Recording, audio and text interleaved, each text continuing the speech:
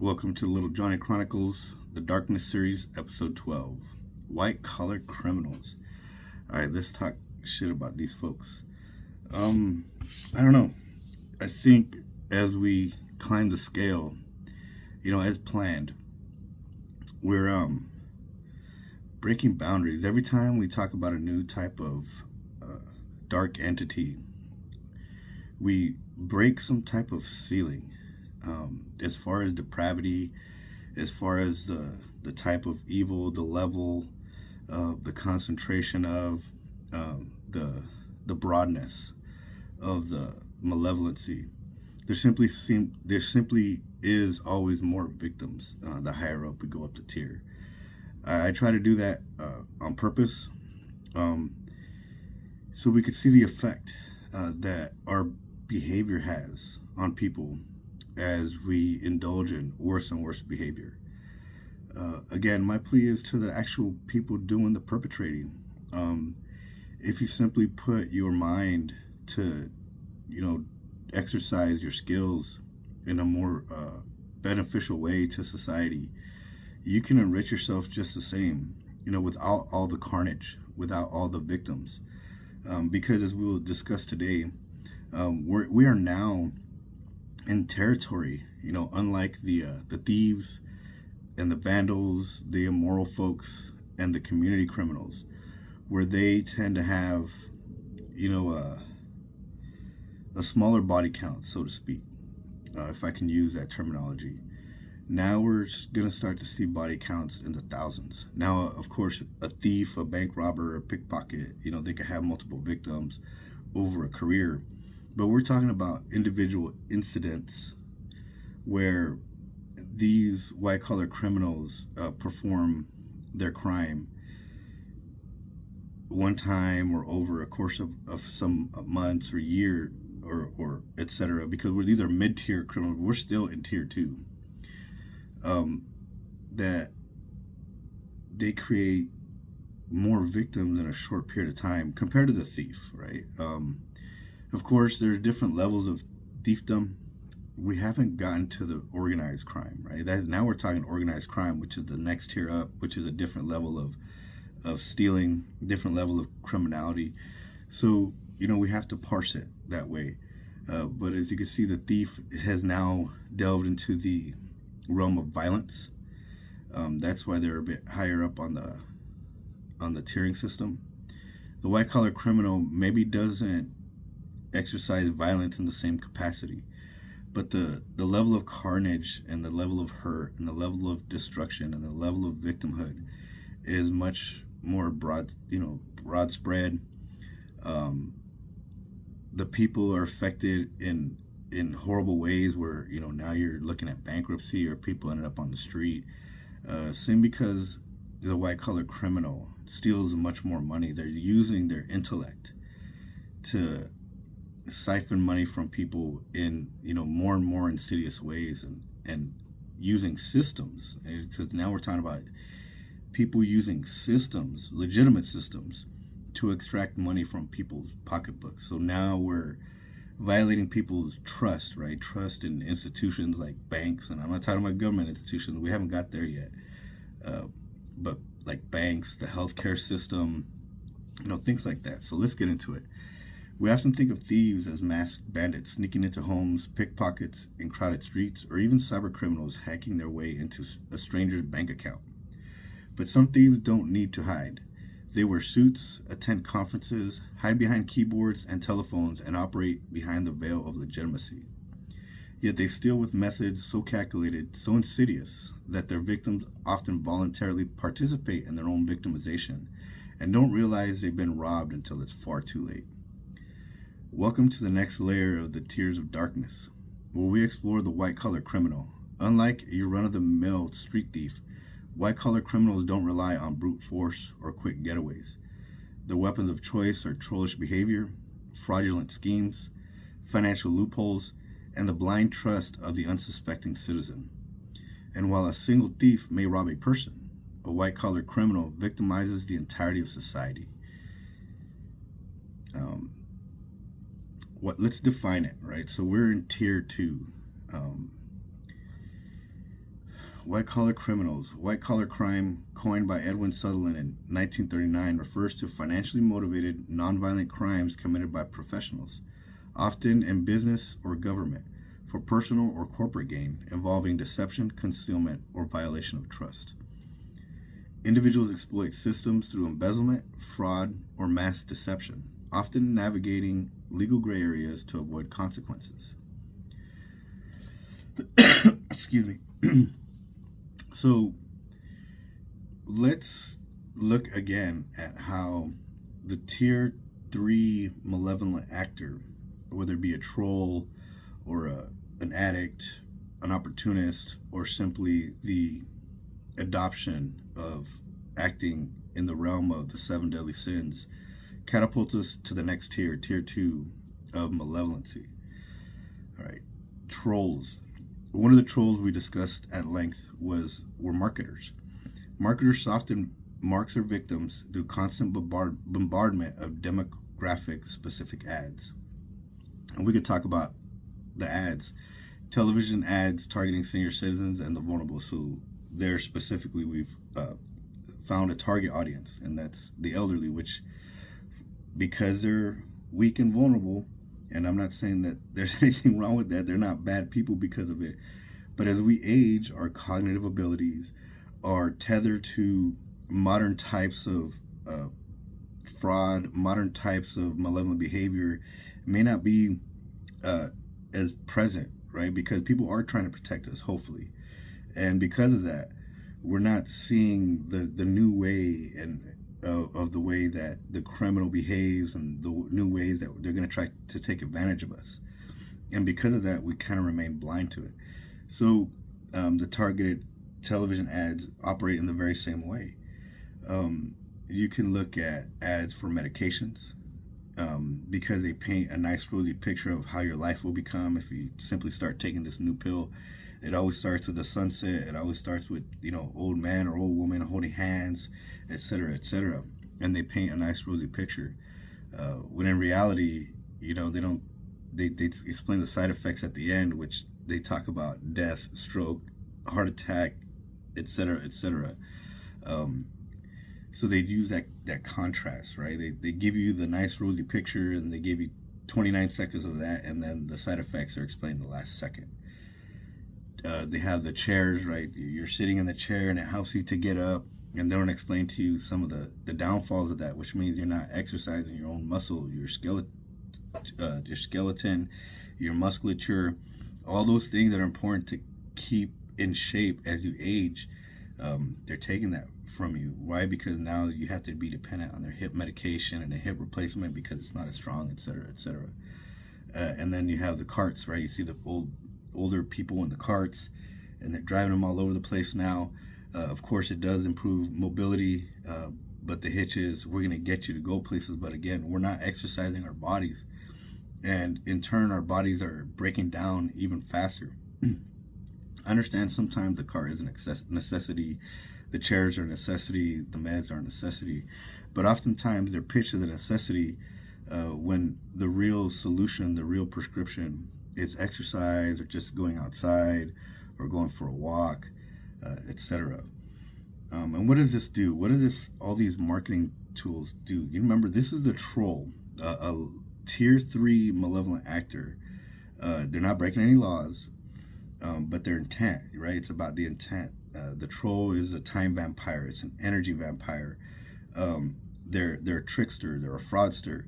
They're just trying to get under your skin or get into your life and into your head for malevolent deeds. And remember, this is not illegal. Anybody can be an asshole.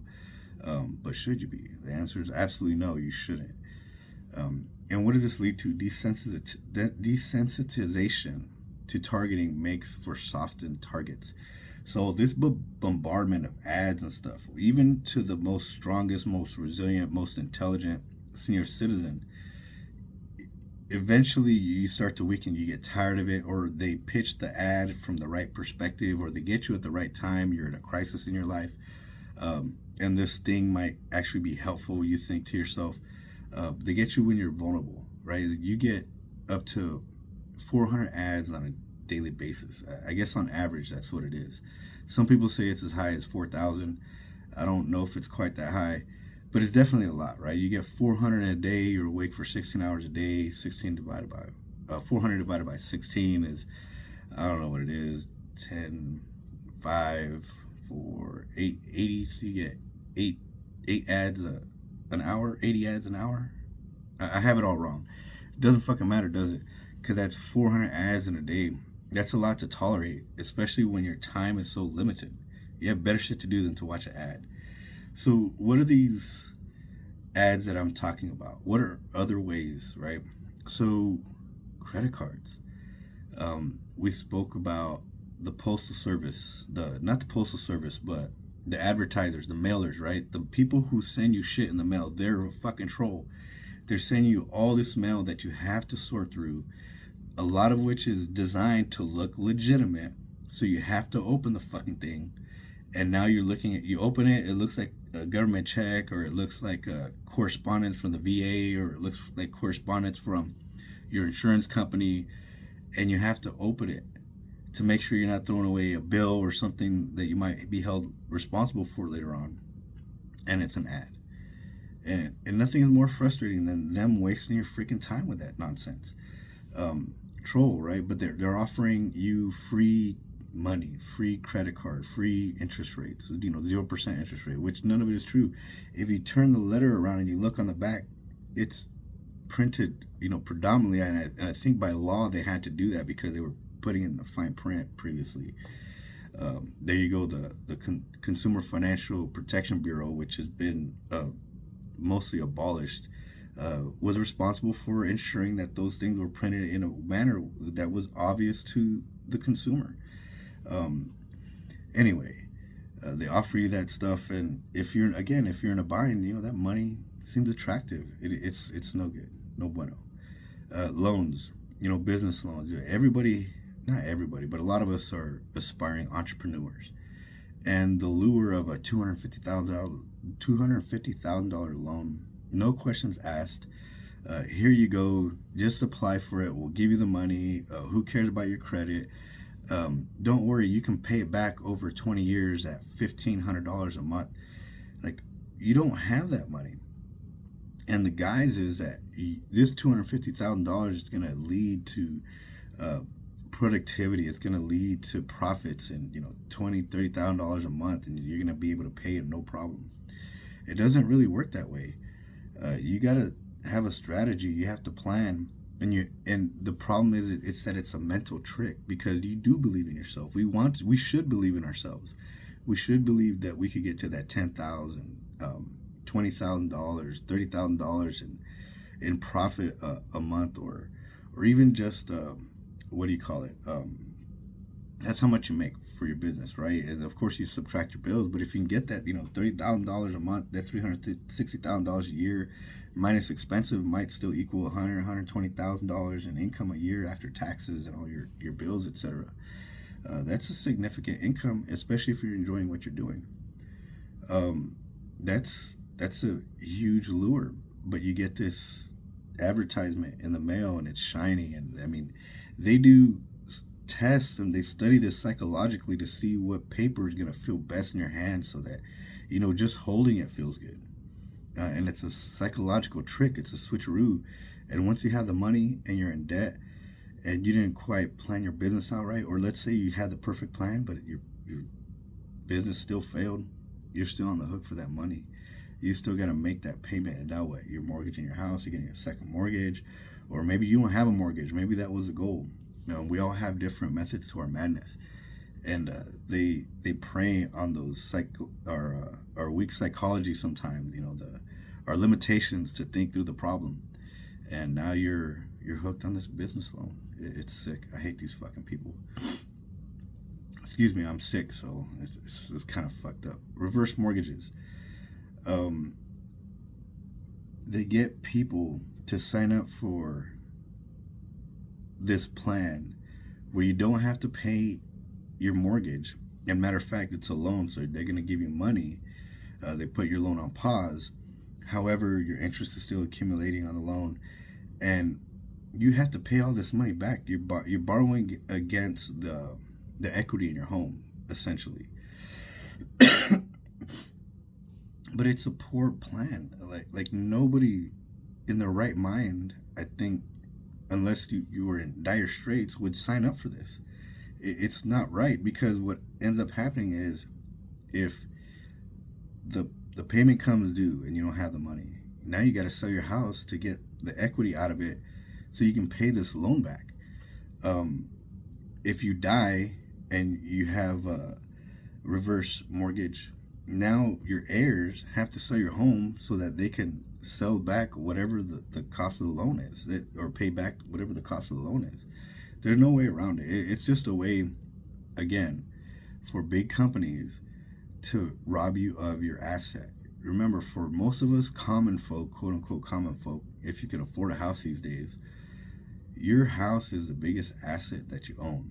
It might be the only asset that is worth anything, that can get you somewhere, right? That can you can use as a stepping stone to climb higher up the financial ladder.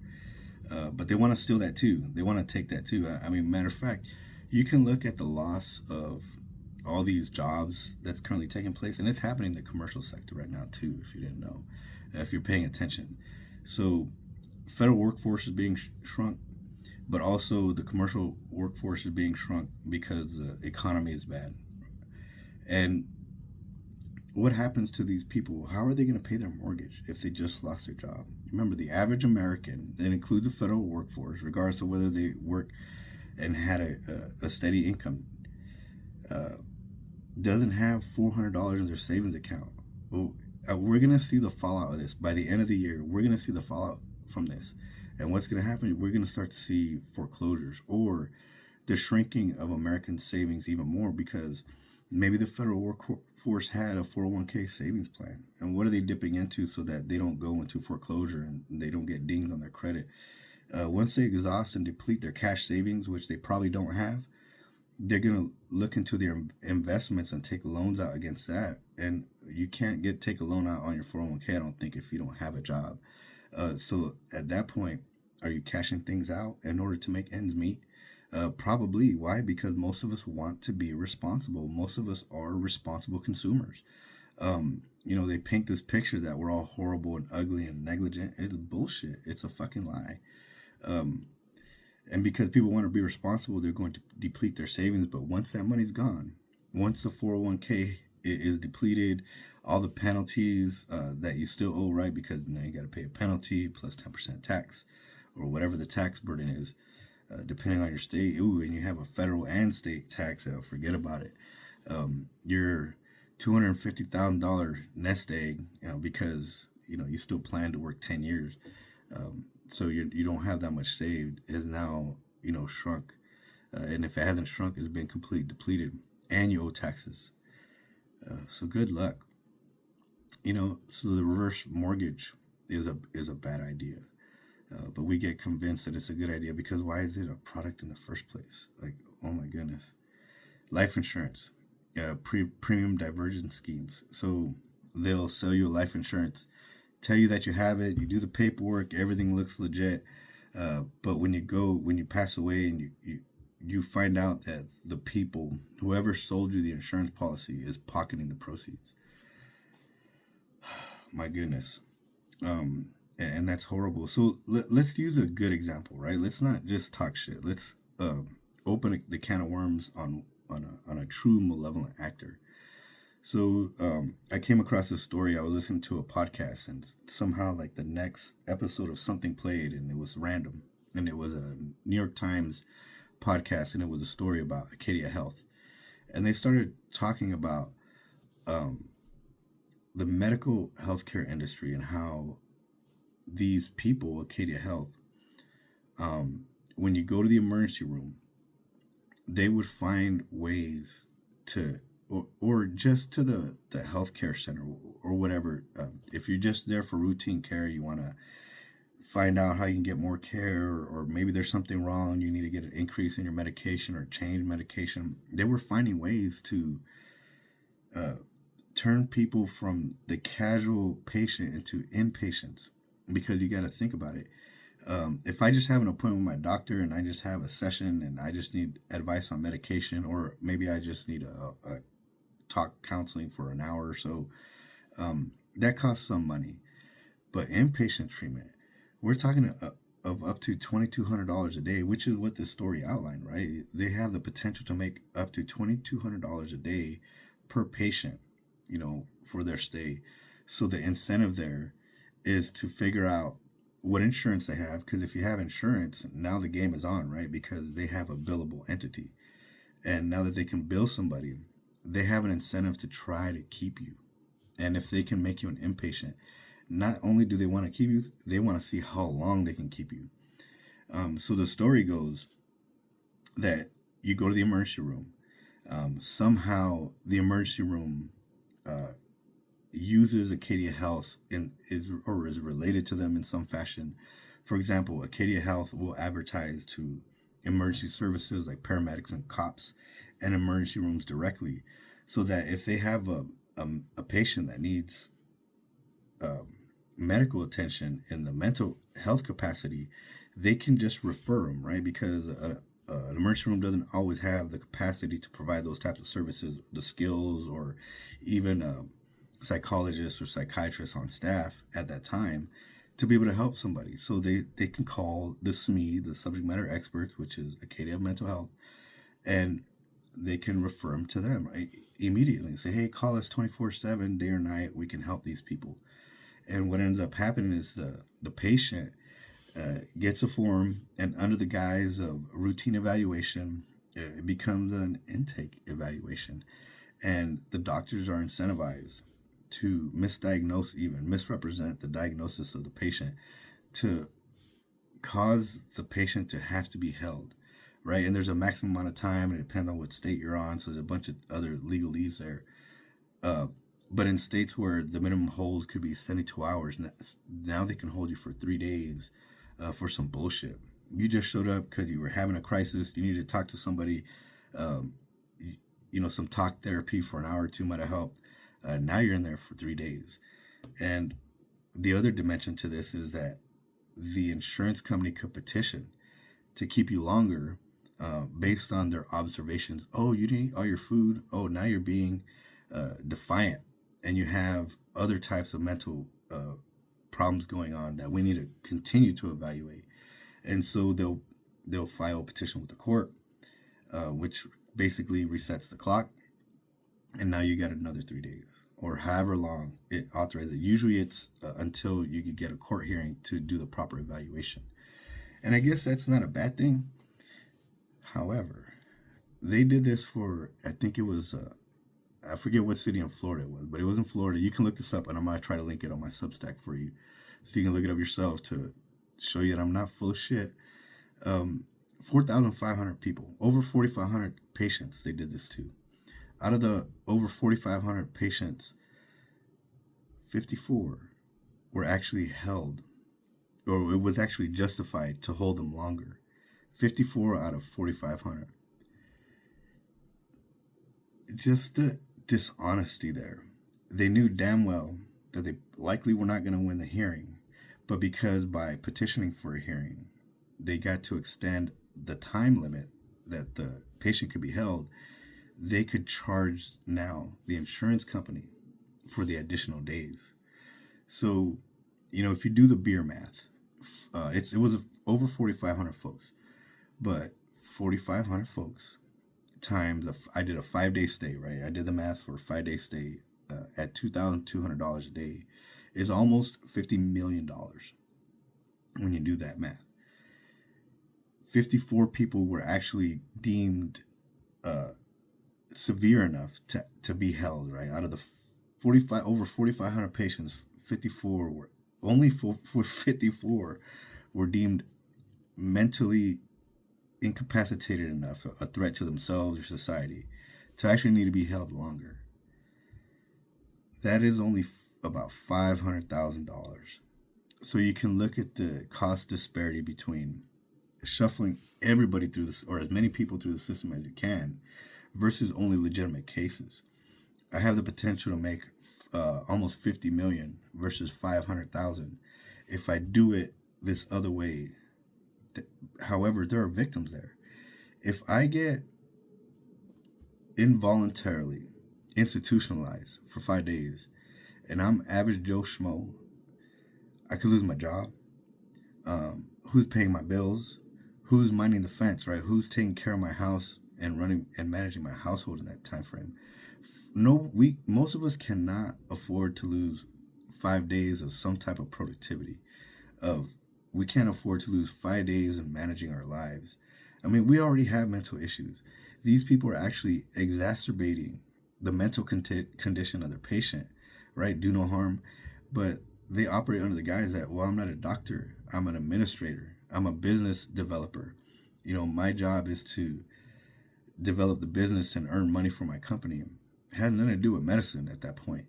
The problem is that the business side of the house was influencing the doctor and said, couldn't we diagnose this person with this? Isn't it better evaluated that we diagnose them with that? Don't you think they would benefit from further evaluation and we could keep them a little bit longer? The doctors knew better. I want to make an excuse for the doctor and say that, they have pressure on them. They have jobs and they have families to feed. But you know what? Fuck that. There's a level of courage, just a baseline of courage that the average citizen should operate in. And of course, that depends on how much power we have and how much influence we have, probably some related to our level of intelligence, our ability to be coerced into doing things, right? How impressionable are we? How easily do we succumb to peer pressure, et cetera, et cetera? There's a bunch of different factors there. But, you would think an educated person, right? And there's a difference between education and intelligence. You go to college all day. There's fucking people with degrees that don't know their asshole from their elbows. So they're highly educated, but they're not very intelligent. And doctors are susceptible to the same condition. But I just think, at that level, that many years of experience as well, just in life, because you're a doctor, you got a PhD, I suppose. You did 7 years of college, so you're probably in your late 20s at a minimum. You should just know better that you don't treat people that way, especially when you have such a thing as a Hippocratic Oath. You have not just your own value system to operate off of. You have an external value system that literally dictates how you should treat people, and you're letting them down. So at the end of the day, you have 4,500 victims in one little town or one city, right? We're not talking about the broad breadth of the level of corruption that this system implemented, because that would make them a tier 1 criminal. And eventually, when we do the homework, they'll end up in tier 1. They'll have had so many victims compiled in the tens of thousands, which is probably what it is more realistic. But that's a discussion for further on down the line. We're trying to outline, look, just at tier 2, how many victims we can create by one entity in one small region. Here we go. The opportunist, right? So we're just discussing the troll. I think that condition, that example right there of Acadia Health probably falls under the opportunist, right? They saw the opportunity to manipulate the system, manipulate the legalese, and make money. And we could talk about the 7 deadly sins all day, right? I call it the 8 deadly sins because I've appended lying to that family of depravity. But what was it? Was it sloth? I don't think they're lazy. That takes a lot of effort to hustle that many people. Was it gluttony? Oh yeah. I need as many patients as I can get so I can get as much money, greed, as I can.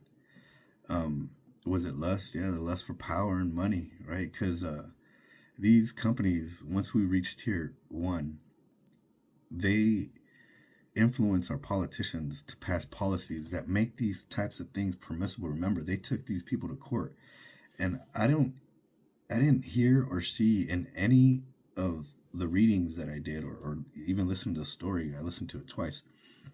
The court admonishing these folks for wasting the fucking court's time. That's our tax dollar, right? You want some fraud, waste, and abuse? Start there.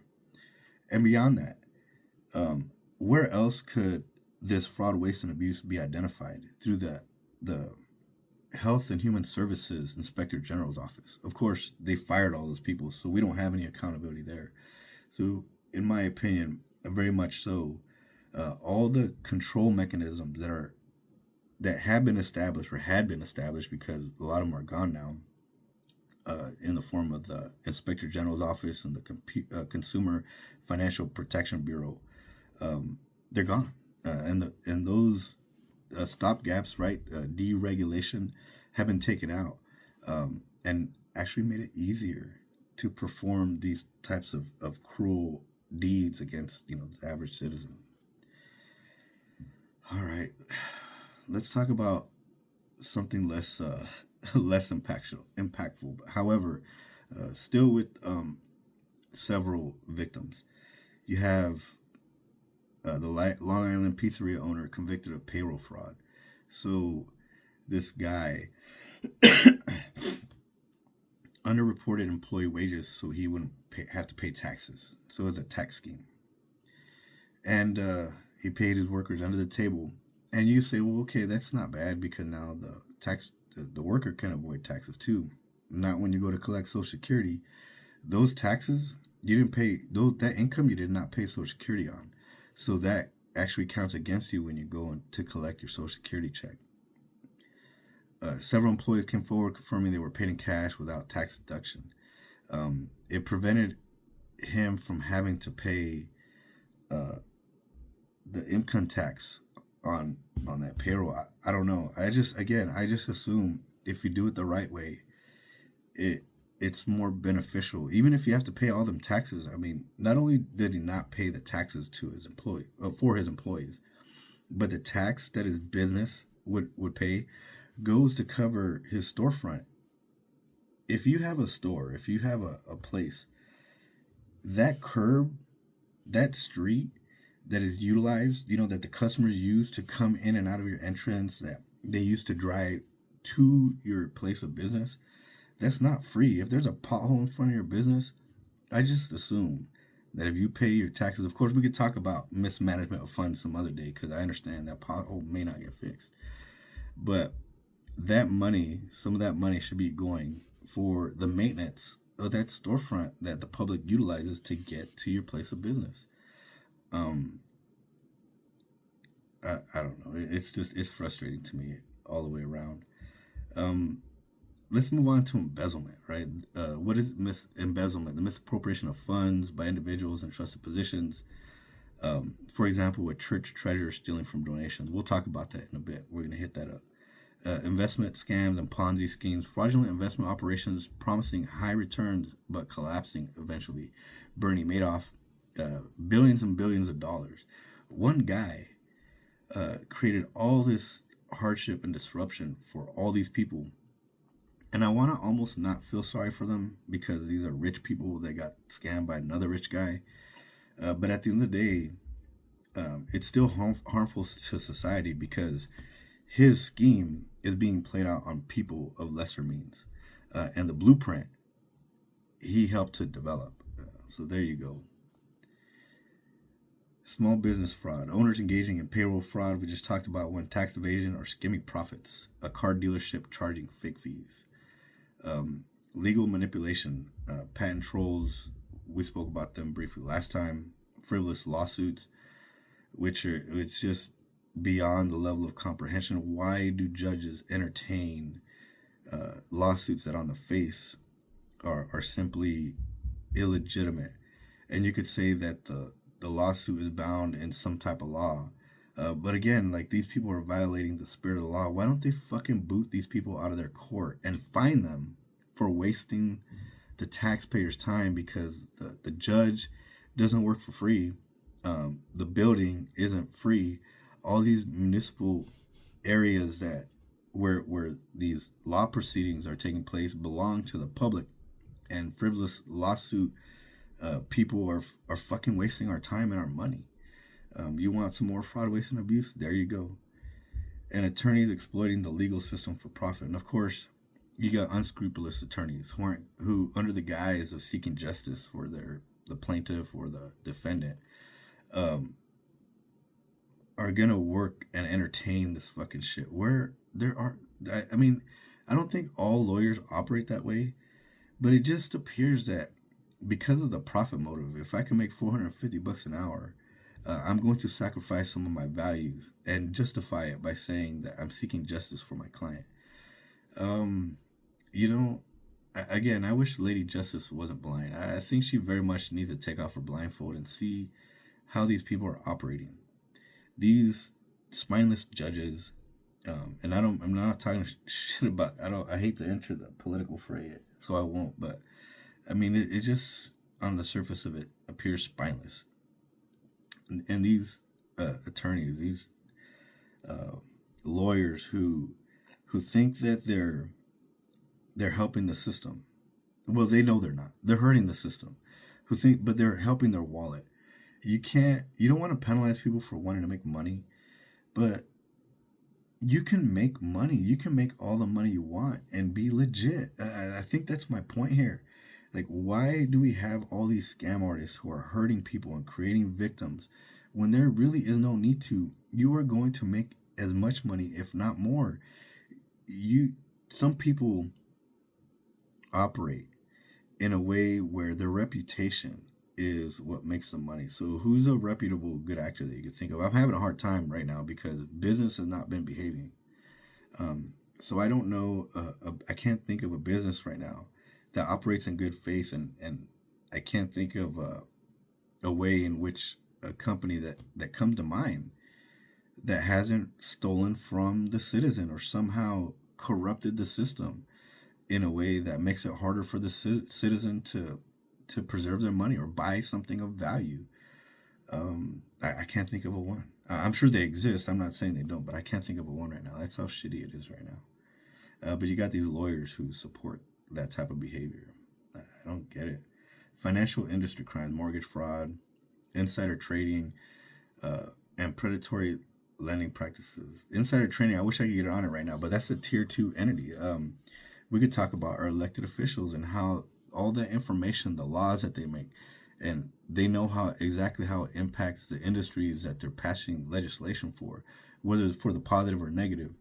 And with that information, they can go and make their bets, because really the stock market is just gambling. They can make their bets on that company that they know is going to benefit from uh, some sort of legislation that they're passing.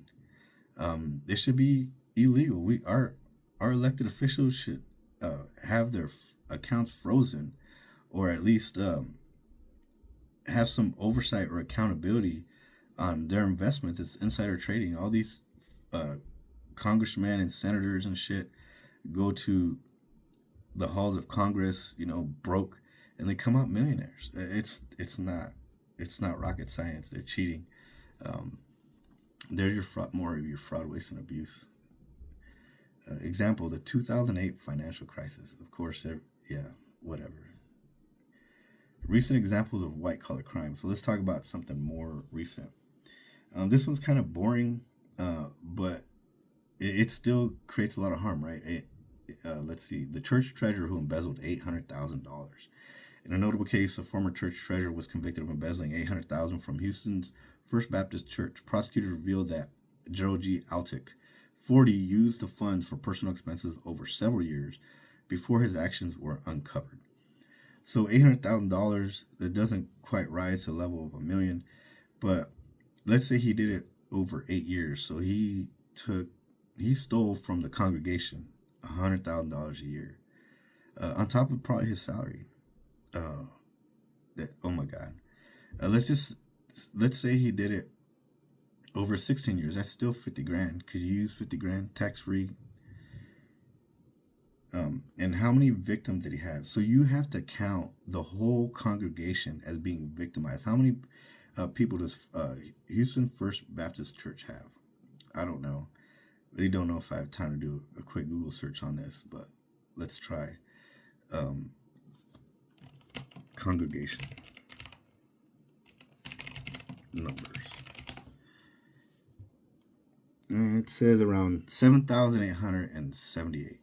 So almost 8,000 victims, in my opinion. That's what that amounts to.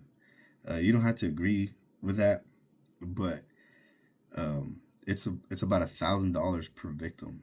I'm not saying that each victim contributed $1,000, but if I put $10 in the tithing bowl, I expect that dollar to go to support my church in a legitimate way, or whatever services my church performs for the community. I don't expect it to go into Gerald's, you know, new boat fund. It's crazy.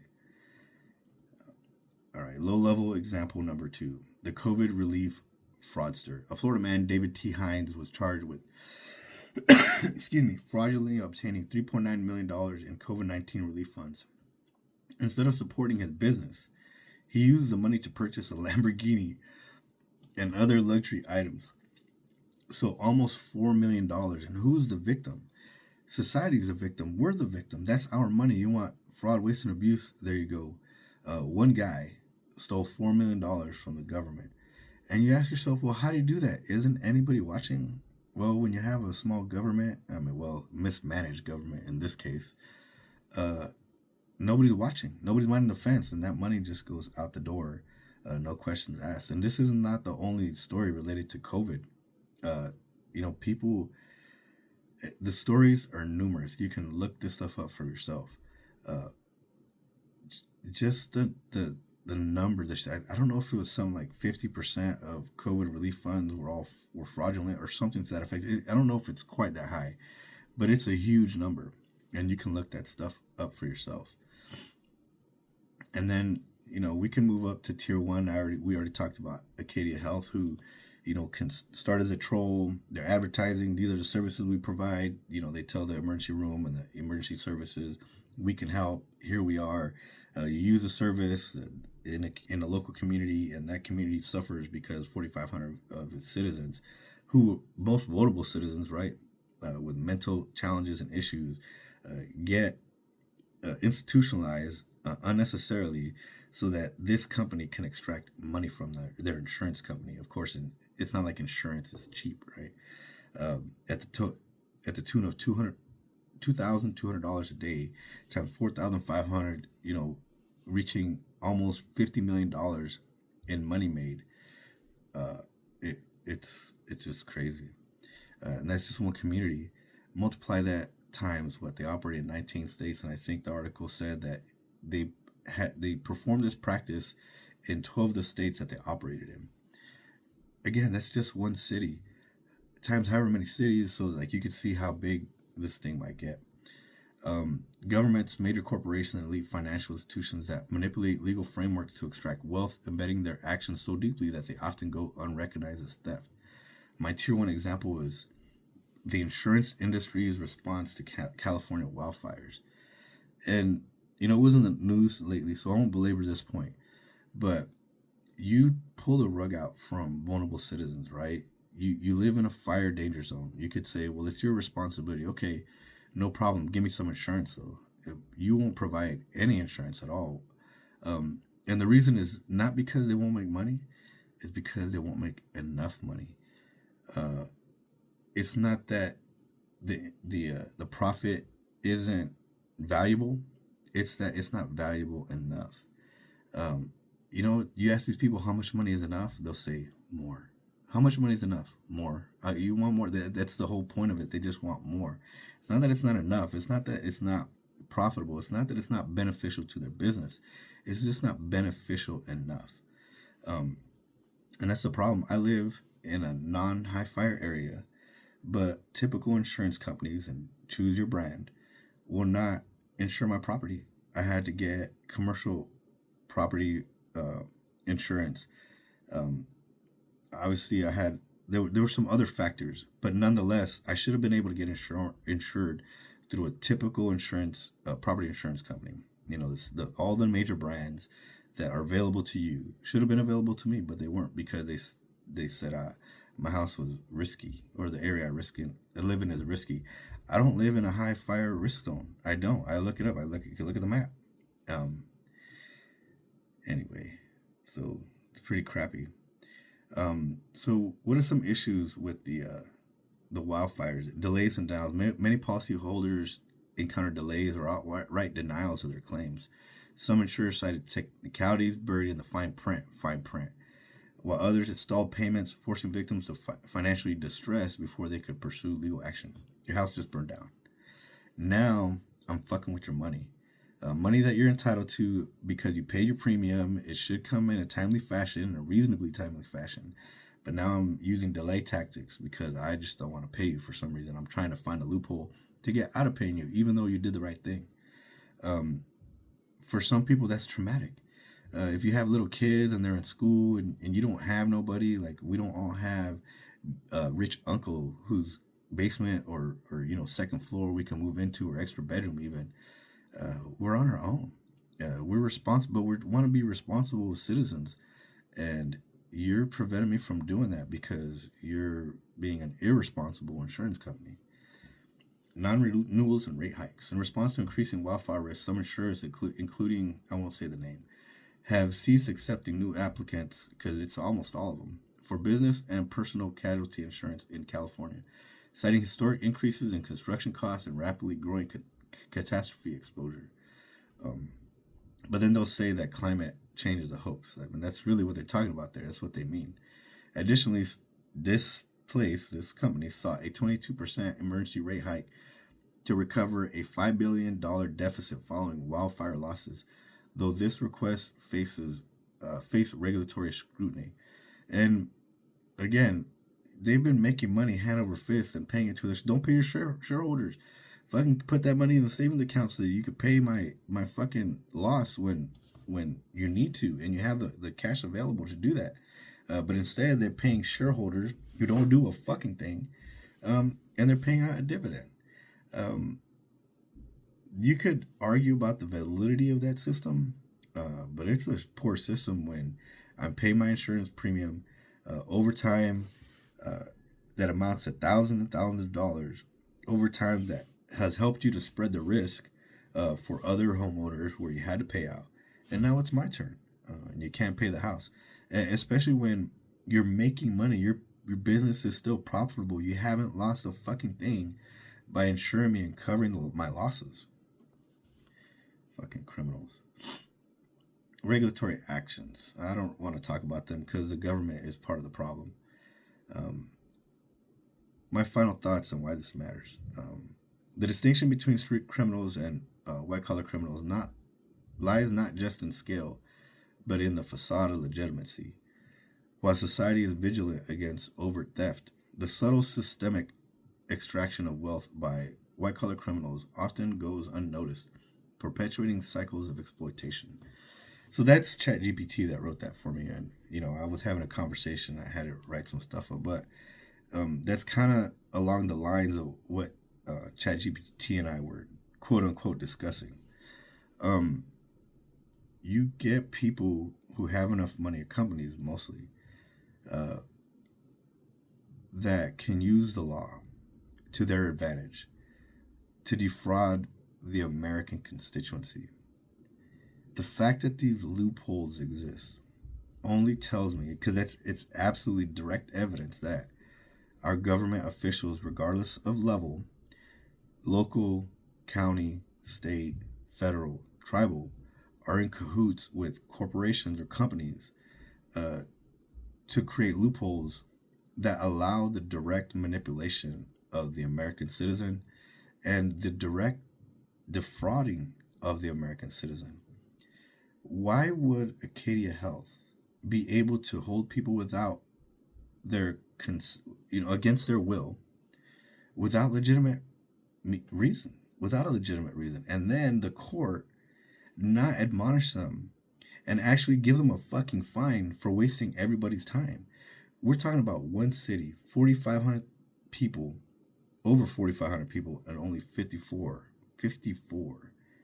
of them had a legitimate need to be institutionalized. Only 54. When you looked at the total numbers, it was 1%, less than 1% even. And they wasted everybody's time.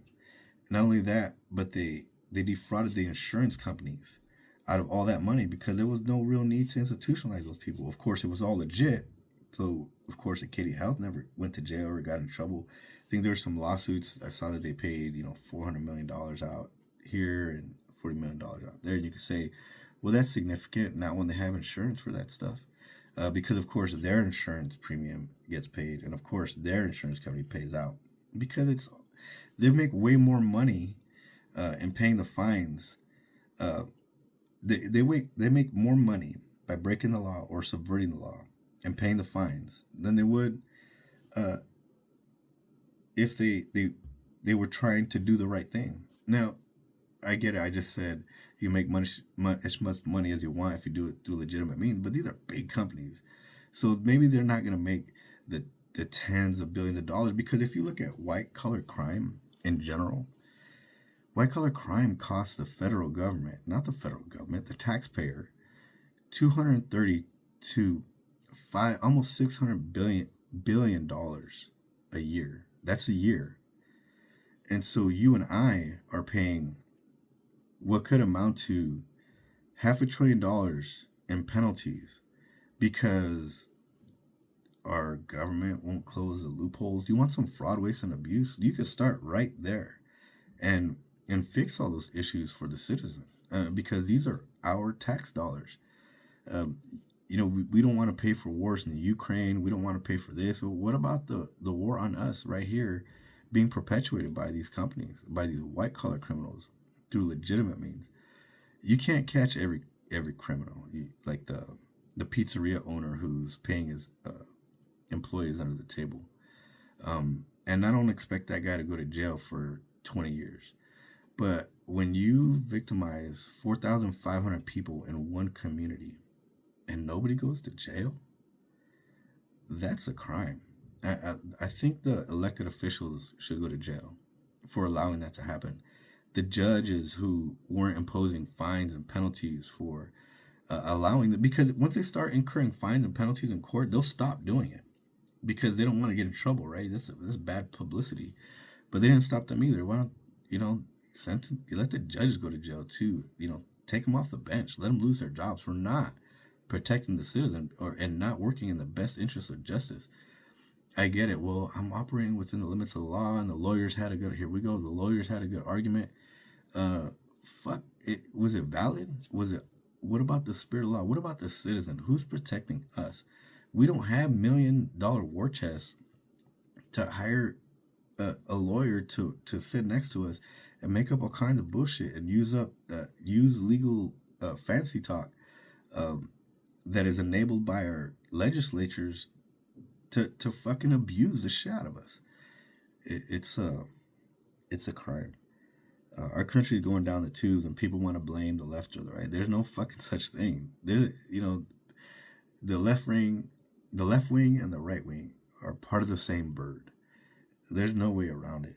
You can't convince me otherwise, because if it was different, one of the parties would have changed the system, and you could say, well, they're changing things now. They're not.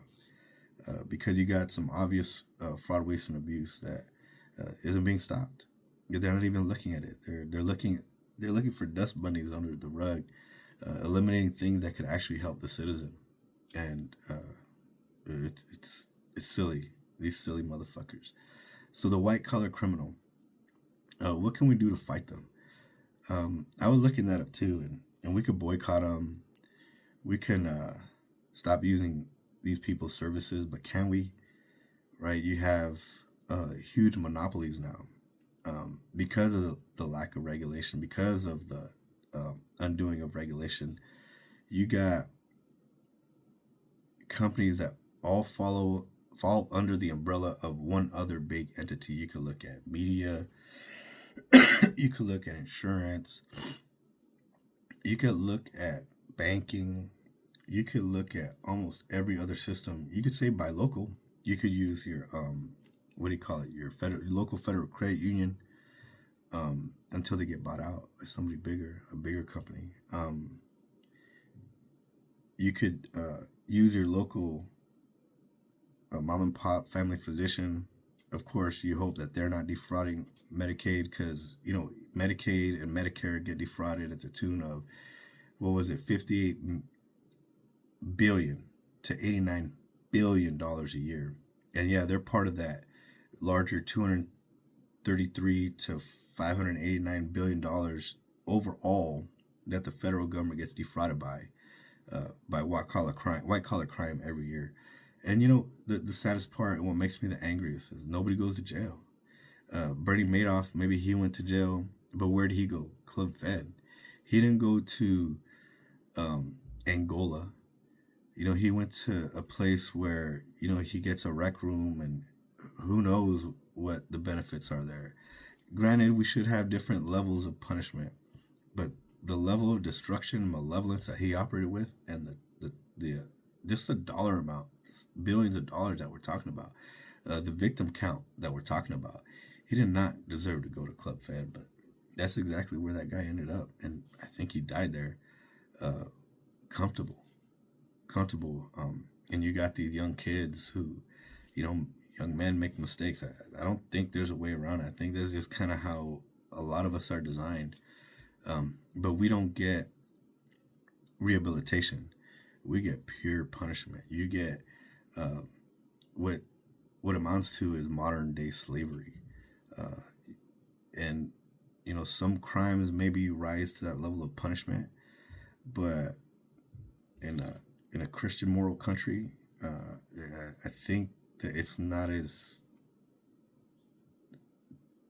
the population of people who deserve that is not as big as it is. But we let these people who create huge levels of suffering, in the numbers of thousands of victims per crime, and they get a slap on the wrist. And that shit is wrong as fuck. We'll continue to talk about this. I think our next episode, we're going to talk about, I forget which criminal comes up next. Let's see if I can sort it out real quick. Yeah, we're just going to move up to regular violent criminality. So we're going to talk about violence specifically and the types of criminals that perpetuate that. You could say that there are not as many victims there. However, you have to think of now let's talk about the type of trauma created by being the victim of a violent crime. How your life is impacted, how your life is changed, probably for the rest of your life when that happens to you. I think, our white collar criminals, maybe they don't create lifelong suffering for their victims. It depends. Of course, it's just going to depend on what crime they've committed. But violent crime, the type of violent crime that we're going to talk about, definitely does create some sort of lifelong trauma for the victim, whether it's one or many. We'll get into it.